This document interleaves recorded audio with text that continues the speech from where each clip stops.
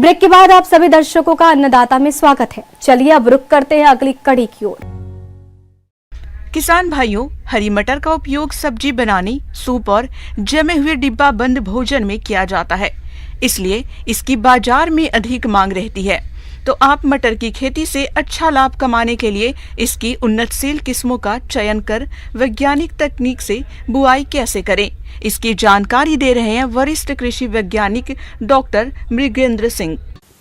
आज हम बात करेंगे मटर की खेती की। सब्जियों में मटर का अपना स्थान है। दलहनी फसल होने के साथ साथ में प्रोटीन से भरपूर है और उपज भी अच्छी आती है, कीमत भी अच्छी मिलती है। भूमि का चयन और तैयारी।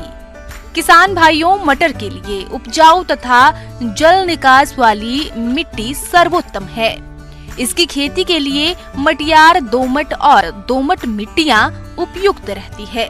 सिंचाई की सुविधा होने पर बलुआर दोमट भूमियों में भी मटर की खेती की जा सकती है।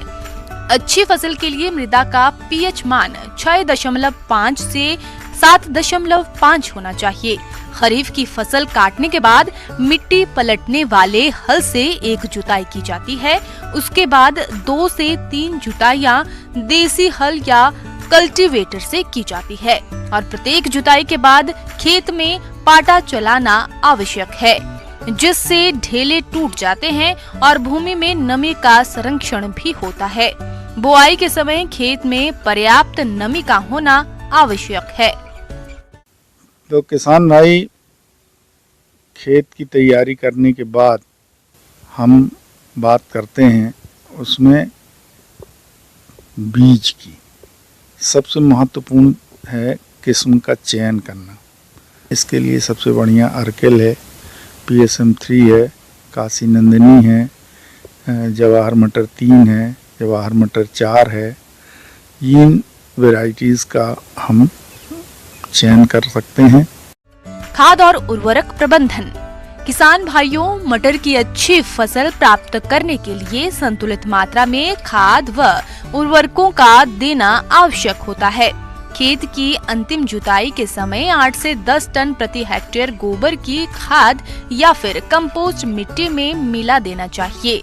उर्वरकों का सही मात्रा में निर्धारण मृदा परीक्षण के आधार पर किया जा सकता है। जैसा मैं आपको पहले बता चुका हूँ कि दलहनी फसल है, तो इसमें न्यूट्रिएंट की जहाँ तक बात है तो 25 केजी नाइट्रोजन, 50 केजी फास्फोरस और 50 केजी पोटेशियम की ज़रूरत होती है।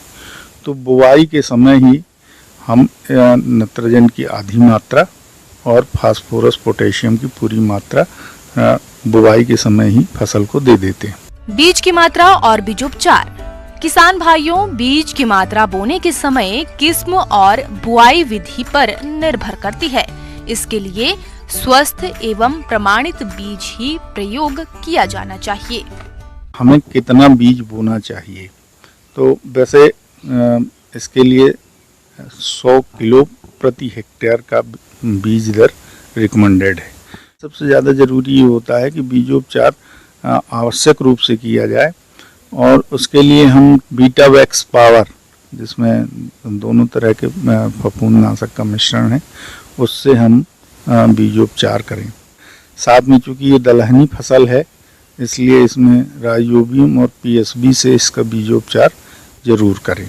अगर हम बीजोपचार करते हैं तो एक तो रोग व्याधि से भी काफ़ी मुक्ति रहती है। साथ में हमें एक चीज़ का ये ध्यान रखना चाहिए कि हम जब खेत की बुआई करें तो प्लान टू प्लान डिस्टेंस 15 से 20 सेंटीमीटर और रो टू रो डिस्टेंस 25 से 30 सेंटीमीटर के आसपास होना चाहिए।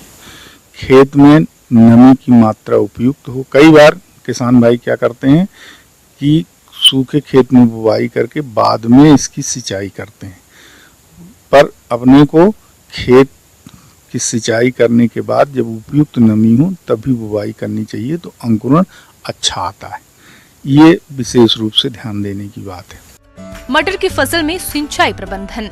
मटर की फसल से अच्छी उपज लेने के लिए मिट्टी के प्रकार को देखकर फसल की जरूरत के हिसाब से सिंचाई करनी चाहिए। जहां तक संभव हो सके तो सिंचाई के लिए स्प्रिंकलर विधि का प्रयोग करें या फिर खेत में 3 मीटर की दूरी पर नालियां बनाकर रिसाव पद्धति द्वारा सिंचाई करें। मटर में हमेशा हल्की सिंचाई करनी चाहिए। अधिक पानी होने पर फसल पीली पड़कर सूख जाती है। अब जब बुवाई कर लेते हैं तो इसमें बात आती है खरपतवार नियंत्रण की।